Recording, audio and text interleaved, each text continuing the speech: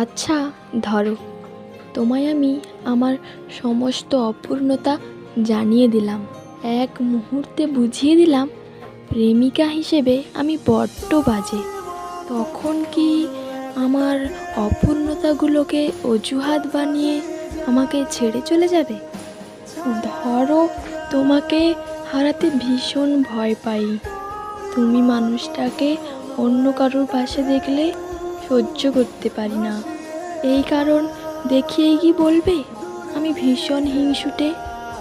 নাকি হাতের ওপর হাত রেখে বলবে আমি তো শুধু তোমারই, ভীষণ ভালোবাসি তোমায়, তাই হয়তো হঠাৎ করেই তোমার উপর ভীষণ অভিমান করি? এটাকে কি তুমি দুর্বলতার দোহাই বলে ছেড়ে যাবে আমাকে? নাকি মাথায় হাত বুলিয়ে বলবে শান্ত হও, আমি আছি তো তোমার পাশে? ধরো, সময় দিচ্ছ না একদম, পাগলের মতো অপেক্ষা করছি আমি।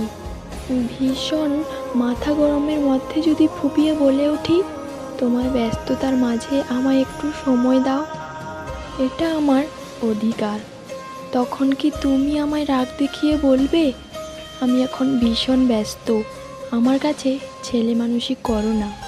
নাকি বলবে একটু অপেক্ষা করো, আমি তো পুরোটাই তোমার?